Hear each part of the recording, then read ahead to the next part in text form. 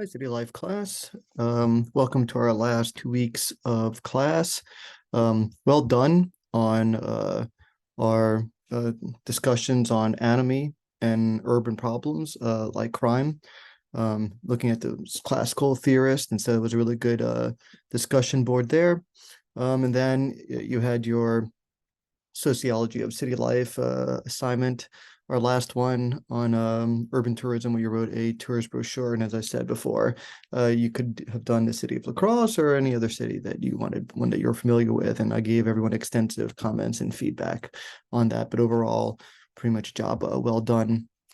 So the past couple weeks, we've been reading Down and Out in New Orleans. It's my book that came out with Columbia University Press. I've been doing research in New Orleans for a long time. I'm from New Orleans. And so I conducted a bit of so it's a large ethnography and with a kind of a social experiment within that ethnography where I um, reproduce the world of George Orwell when he was living down and nearly out in Paris in the 1920s. And I recreated that experiment. I've been hired an economist to be my kind of financial policeman to make sure I didn't spend more than Orwell when he was down and out. And so um, I talk about, what New Orleans means. I talk about the culture of New Orleans, why it's significant, and why the story of Down and Out New Orleans captures something important that says something about the human condition. And in that overall social experiment, I land in New Orleans. I don't have any money. I think $100 in my pocket, pocket knife for protection, the clothes on my back, a few other things.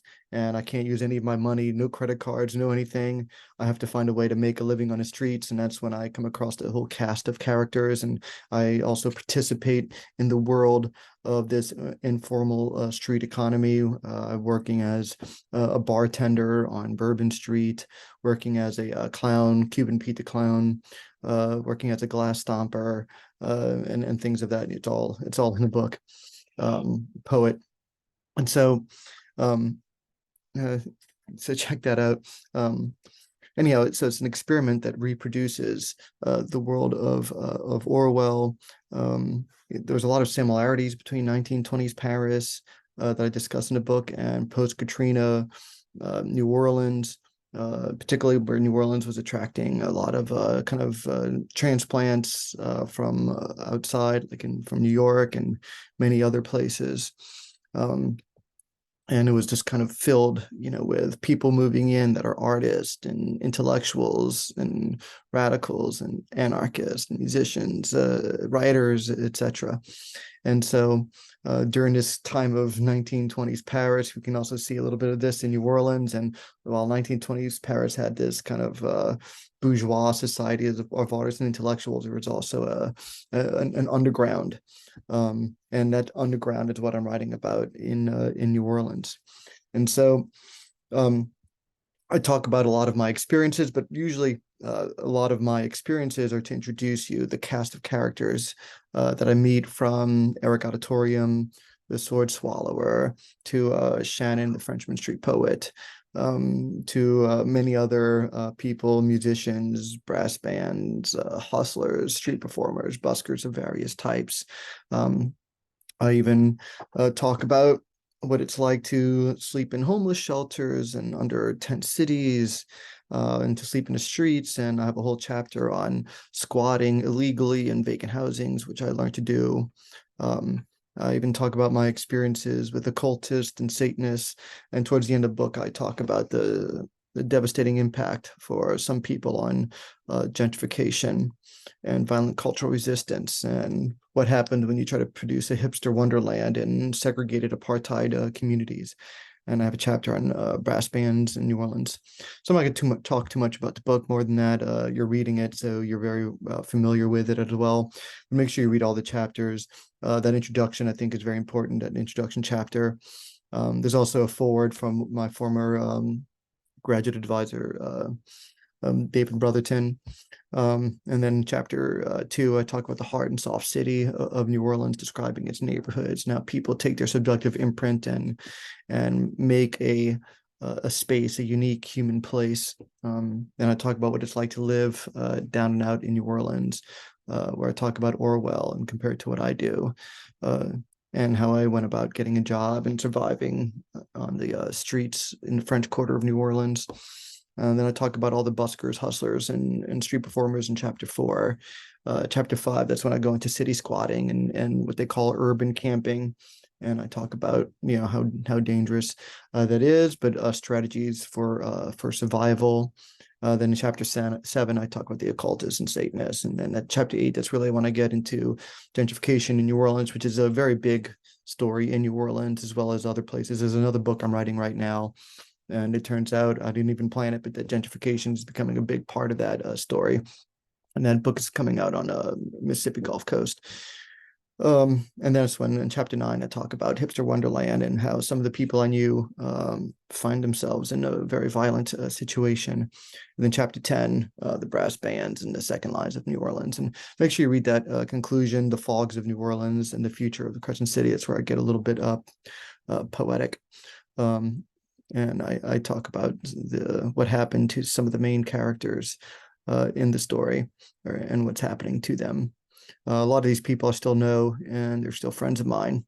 And so that's what ethnography does. When you do ethnography, you take yourself out of the safety confines of the university and of your home, and you go into a previously unfamiliar world, and you immerse yourself deep into that world for days, weeks, months, years. And certainly that was my case in New Orleans. So it was my labor of love to the city, and I certainly hope that you enjoy it. Then, of course, we're going to have you have the discussion board 5 that I posted up yesterday.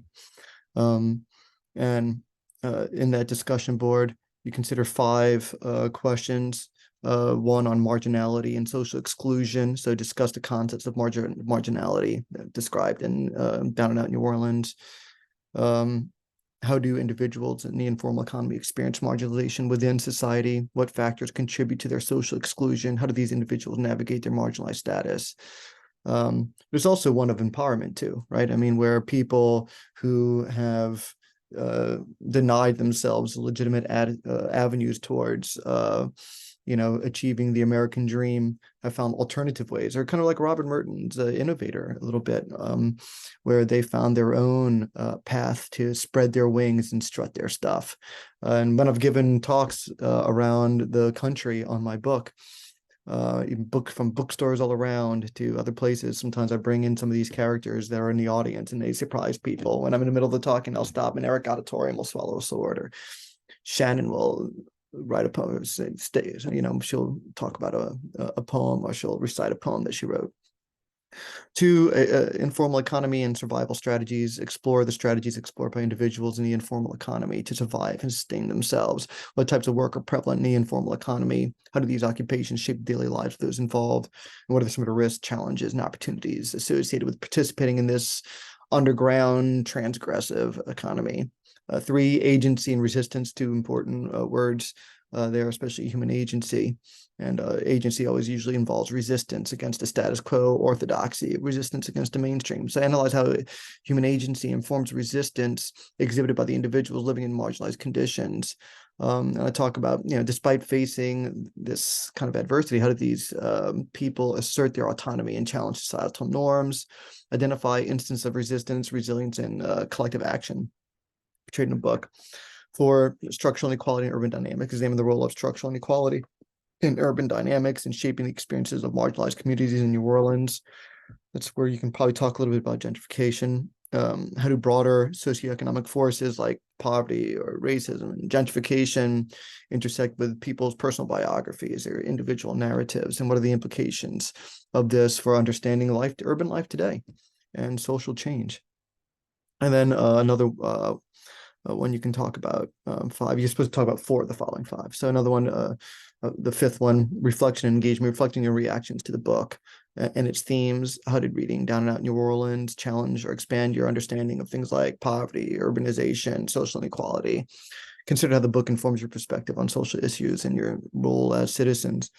One of the things I like about these characters, a lot of them, some were marginalized, but most just were looking for creative and innovative paths to become who they are.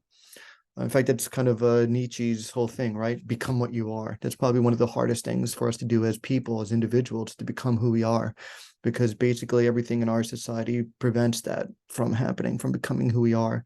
So becoming who we are, it's I think, an existential question, but it's also a very practical question. And I think these characters on the streets, they become who they are more so than most people in mainstream society, especially those people that have conventional mainstream and orthodox lives and jobs and careers, etc. As for me, I'd go hang out with them people in New Orleans and the vast majority of academics any day of my life. They're more genuine, thoughtful, creative, clever, smart, and genuine, just about every way. And so, they became my friends, and I appreciate those lifestyles. Nonetheless, so you have a paper for this class. I kept it purposely, give you a lot of flexibility. You're supposed to write a 6,000 to 8,000 word paper. Really, anywhere between 10 to 12 pages, I think would be fine, but no more than 8,000 words. So 10 to 12 pages, regular size font, double spaced is fine. But no more than 8,000 words as a guideline on an approved topic related to city life that incorporates ideas in class lectures, discussions, and readings, and it's worth 100 points.